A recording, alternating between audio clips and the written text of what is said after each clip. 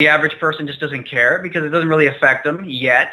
You know, hyperinflation hasn't crippled their dollar, so they can still go to the movies and they can still, buy the fast food, and they can still, eat the high fructose corn syrup, and they can still perpetuate a lot of bad habits, which at the core, let me not even exclude prescription drugs, for example, which is probably 90% of the reason there hasn't been a revolution yet. Because you think about what prescription drugs do, they numb people to their misery. It numbs people to the misery of their everyday existence. When you're numb, I mean, imagine the founding fathers before the revolution. If they were on frickin' serotonin reuptake inhibitors, Xanax, there wouldn't have been a fucking revolution. I mean, they would have just been like, you know what, British Empire, tax us to death, we accept it. You know, it makes people passive and docile.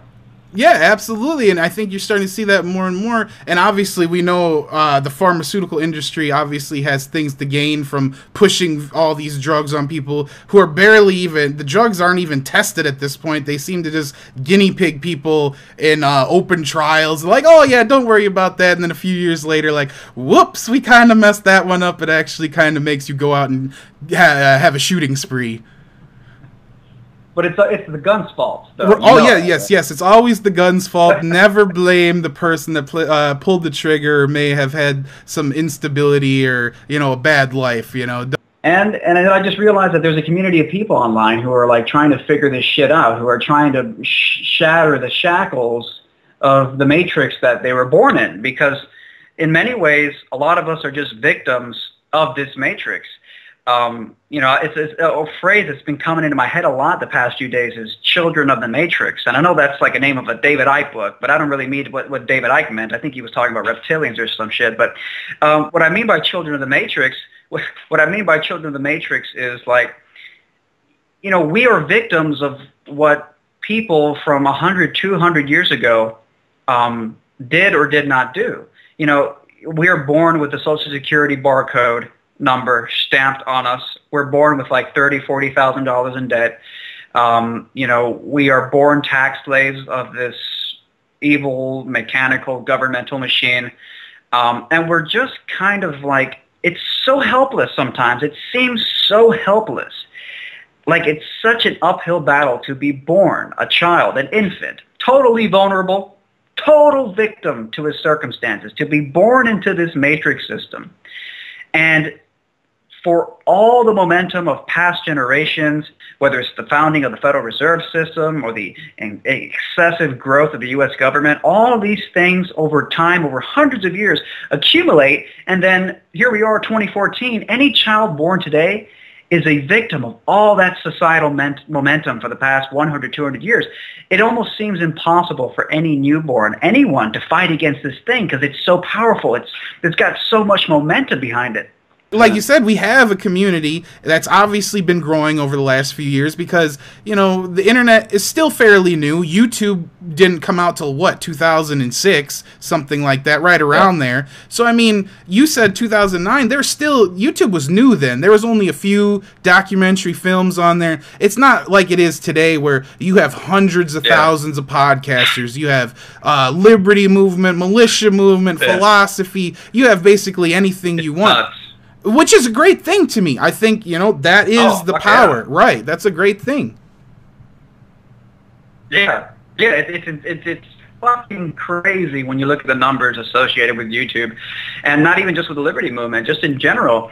Because, I think one of the, even though a lot of YouTube channels on were like silly bullshit, like, I don't know, fucking twerking videos, irrelevant bullshit.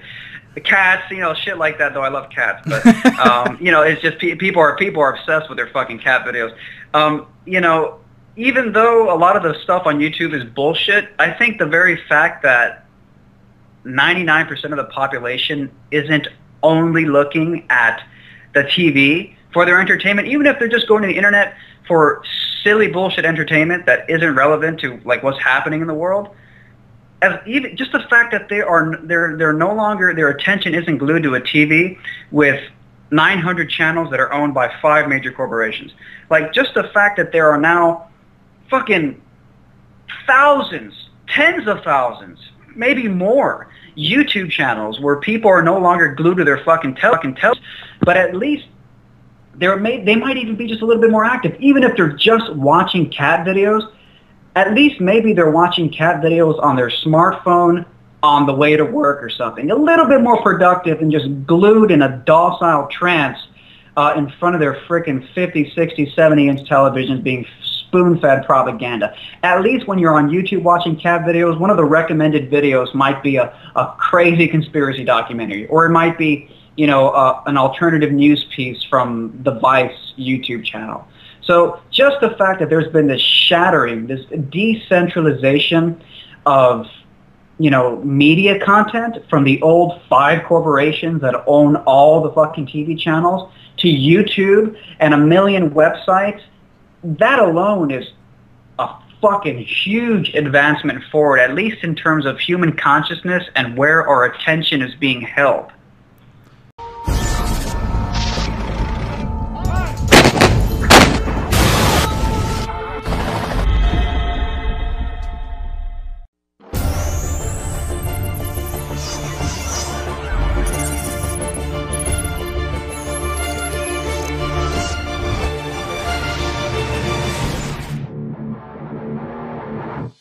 The Rundown, Monday through Friday, 9 p.m. Eastern, 6 p.m. Pacific. Check out therundownlive.com.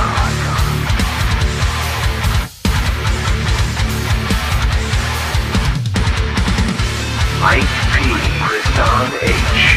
The Rundown, Monday through Friday, 9 p.m. Eastern, 6 p.m. Pacific. Check out therundownlive.com.